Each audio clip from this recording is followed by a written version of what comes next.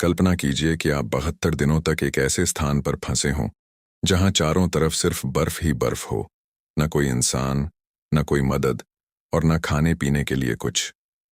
हर ओर आपको अपनी मौत का साया नजर आए और तभी आपके साथ वह सब होने लगे जिसकी आपने कभी उम्मीद भी न की हो। कहानी की शुरुआत होती है 13 अक्टूबर 1972 से, जब एक रग्बी टीम अमेरिका से चिल्ली अपना फाइनल मैच खेलने जा रही थी। यह एक बिल्कुल सामान्य उड़ान थी। विमान में लगभग 45 लोग सवार थे। विमान के अंदर बैठे खिलाड़ी बहुत खुश थे क्योंकि उनमें से कई पहली बार हवाई जहाज में सफर कर रहे थे और पहली बार किसी दूसरे देश में मैच खेलने जा रहे थे। कुछ खिलाड़ियों के साथ उनके माता पिता भी थे जो उन्हें समर्थन देने आए थे। विमान का टेक ऑफ बिल्कुल सामान्य था। खिलाड़ी खिड़कियों से बर्फ से ढकी पहाड़ियों को देखकर खुश हो रहे थे, लेकिन उन्हें यह नहीं पता था कि आगे उनके साथ कुछ ऐसा होने वाला है जिसकी उन्होंने कभी कल्पना भी नहीं की थी, क्योंकि यह सफर शायद उनका आखिरी भी हो सकता था। कुछ देर बाद अचानक मौसम खराब हो जाता है। बहुत तेज बर्फीला तूफान आता है और जहाज झटके खाने लगता है। यात्रियों में घबराहट फैल जाती है। तभी उनका एक दोस्त बताता है कि जब भी विमान ऊंची पहाड़ियों के ऊपर से गुजरता है तो टर्बुलेंस बढ़ जाता है, इसलिए घबराने की बात नहीं है। लेकिन जैसे जैसे विमान पहाड़ों के बीच आगे बढ़ता गया, टर्बुलेंस और भी तेज होता गया। पायलट पूरी कोशिश कर रहे थे कि किसी तरह जहाज को संभाल सकें, लेकिन जहाज नियंत्रण से बाहर हो चुका था।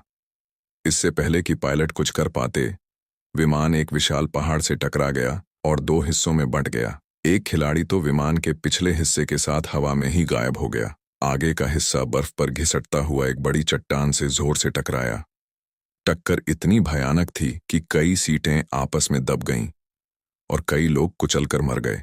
जो लोग इस दुर्घटना से बच गए थे, वे अपने साथियों की मदद करने लगे। कुछ खिलाड़ी पायलट के पास पहुंचे, लेकिन पायलट भी मर चुके थे। हर तरफ लाशें और खून फैला था। एक दिल दहला देने वाला दृश्य।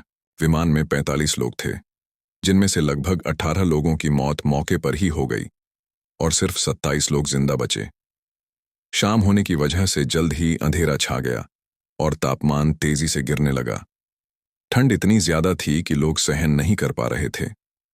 ठंड से बचने के लिए उन्होंने मृत शरीरों और सामान का इस्तेमाल करके विमान के टूटे हिस्सों को बंद किया ताकि ठंडी हवा अंदर न आ सके। वे सब एक दूसरे से चिपक कर रात गुजारने की कोशिश करते रहे। सुबह जब धूप निकली तो उन्हें पता चला कि उनके कुछ साथी ठंड की वजह से मर चुके थे।